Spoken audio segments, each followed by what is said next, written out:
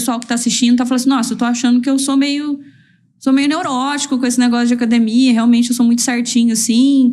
Minha namorada chama pra jantar fora, eu não quero jantar fora porque eu tenho que comer a dieta. Pro pessoal que tá em casa e tá em dúvida se essa busca de alta performance está exagerada ou não, como que a gente percebe esse sofrimento, assim? Bom, a gente começa a perceber quando o exercício, ele passa a ter, o exercício físico, enfim, esse estilo de vida, ele passa a ser único na sua vida. Então, você aumenta de forma progressiva o volume de treinos, sem um objetivo específico, você vai aumentando porque sente essa necessidade. Você começa a ter alguns sintomas que a gente pode até considerar similares a sintomas de vício, como, por exemplo, trazendo para a realidade de atividade física. Você treinar mesmo lesionado. Então, isso pessoas não atletas, né? Atletas também podem entrar nesse erro, nessa falha, digamos assim. Mas nós, enquanto não atletas, lesionou, não consegue não ir. Tenta adaptar, tenta ir a qualquer custo, né? Mesmo sendo um custo grave como de uma lesão. Uhum. Quando adoece, por N motivos, e aí começa a se sentir mal, começa a se sentir culpado, começa a ficar irritado, ansioso, quando precisa faltar o treino, né? Uhum. Ou precisa comer além do que deveria na dieta. Então esses aspectos, eles já passam a ser problemáticos, porque você deixa de estar num hábito saudável, que é de fazer a sua atividade física como mais uma área da sua vida que você vai cuidar, e começa a tornar ela central. Inclusive, eu li alguns artigos voltados para isso, que eles fazem esse comparativo com os critérios que a gente tem de vício, né? Vício em jogos, por exemplo. Uhum. Claro, isso não é um diagnóstico ainda, mas na minha humilde visão, se as coisas continuarem como estão, eu acredito que daqui a uns anos os estudos vão crescer ainda mais nesse aspecto e quem sabe isso vire em algum momento alguma espécie de diagnóstico, né? Nesses estudos que eu vi, falava mais sobre exercício excessivo, né? Compulsivo, se a gente pode dizer.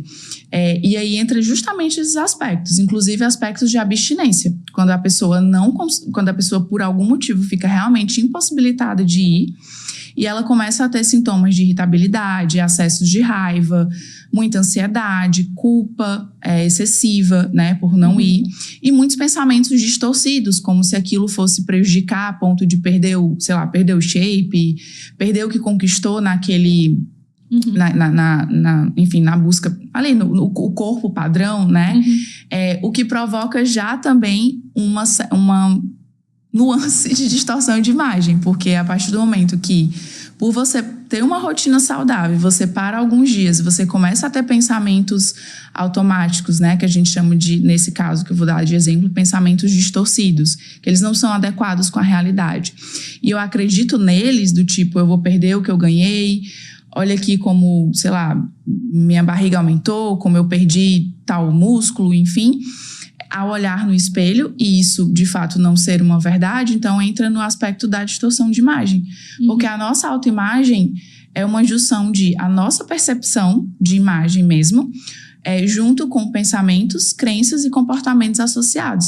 Então, quando tem uma disfuncionalidade nesse meio, afeta a imagem, podendo provocar distorção de imagem, mesmo em pessoas que não têm a vulnerabilidade do transtorno alimentar. Então, algo que começa pela atividade física, começa a virar um padrão compulsivo ali, que a gente está comparando ali com o uso de substância, né? Onde há uma tolerância, ou seja, a pessoa tem que fazer cada vez mais. A abstinência, no sentido que a pessoa tem sintomas físicos ali da falta daquela atividade física. E a pessoa ela começa a mudar a forma como ela vê o próprio corpo. Exato. E isso não é compartilhado. Então, às vezes, um rapaz, por exemplo, que é forte, tem um corpo que é o considerado padrão hoje. Ele pode perguntar para a esposa, ele pode perguntar para o personal, olha, eu tô achando que eu tô fraco, eu tô pequeno. E ninguém tá vendo ele pequeno, todo mundo tá vendo ele forte, mas ele continua se vendo ali como um frango, né? Sim. Como o pessoal fala. E isso foi construído, né? Não foi algo que veio ali, muitas vezes, da adolescência, que é muito comum a dismorfia muscular, os transtornos alimentares começarem ali no final no começo até o final da adolescência, esses transtornos. Isso é muito sério, assim, né? Porque se a gente for pensar, é muito claro o prejuízo de dependência química, né? Então, se alguém tá, né, bebendo demais, fumando demais, usando maconha, cocaína, é fácil alguém da família perceber ali e falar, sim, encolhe, você tá bebendo muito, vamos parar, isso tá te prejudicando. Agora, se você tem aquela rotina que é vista como uma rotina perfeita, como que eu vou perceber que isso talvez possa estar te trazendo prejuízo também? Por você estar sofrendo internamente por um domingo que você não consegue ir, ou por você estar sofrendo porque você está se comparando ali suas fotos com fotos de outras pessoas. Então, eu acho que o mais difícil dessa situação toda, que é muito difícil a gente que está de fora perceber, né? A própria pessoa tem que perceber que ela está comparando muito e que está, né, com essa ideia fixa, assim, né? Sim, sim. Para quem está dentro do processo, né, realmente é mais difícil. Mas tudo começa com, primeiro, a consciência, né? A consciência de que algo não está tão adequado assim, né? Em que sentido que eu falo isso? Como a gente falou no começo, a gente tem várias áreas da vida, né? A gente tem trabalho, a gente tem relacionamentos, seja amorosos ou não, a gente tem família, a gente tem várias áreas da vida para cuidar. Uma forma de se auto-perceber nessa disfuncionalidade começa a ser o fato de que outras áreas da sua vida, que para a pessoa são importantes também, elas começam a ficar um pouco esquecidas. Elas começam a ficar um pouco de lado. Então, começa a gerar rusgas, assim, prejuízos. Então, suponhamos que, sei lá, você é casado ou casada, e aí você começa... E a pessoa tem um estilo de vida saudável também, tem valores parecidos nesse sentido, não são opostos. E aí, essa pessoa, ela começa a faltar reuniões familiares, porque, sei lá, não quer perder a hora do sono em nenhum momento, né? Em nenhum contexto. Ela começa a faltar reuniões sociais de família, de amigos, que são pessoas importantes para esse indivíduo, para não sair ali minimamente da rotina, né?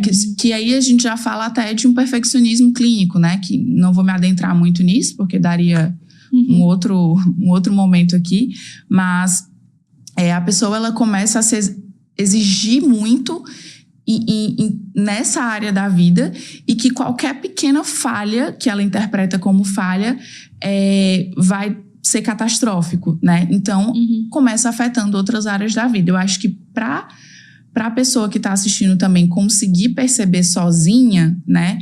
Talvez ela possa olhar que outras áreas da minha vida também são importantes para mim, também são valorosas para mim, mas que talvez eu esteja negligenciando. Negligenciando. Que talvez eu esteja não dando a importância na qual eu até gostaria, mas não estou conseguindo.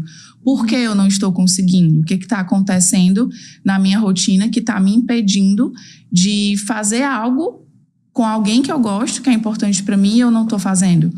Perguntas mais nesse sentido podem ajudar a pessoa a se dar conta. E até de perceber o que as pessoas em volta estão falando, né? Porque muitas vezes a esposa, o professor, o chefe, um amigo já deu toque ali. Poxa, alguém de confiança da pessoa, alguém de confiança, né? já tá dando um toque ali que aquilo tá exagerado, né?